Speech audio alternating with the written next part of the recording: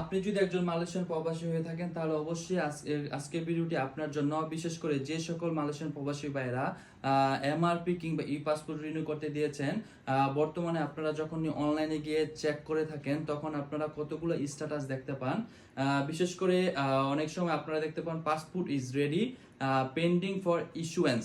অথবা আপনি দেখতে পান পাসপোর্ট শিফট, আর অথবা আপনারা বাংলাদেশ হাই কমিশনের যে ওয়েবসাইটে গিয়ে দেখতে পান আপনার পাসপোর্টটি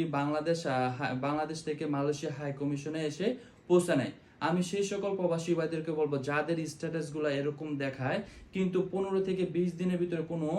পরিবর্তন বা চেঞ্জ আসে না,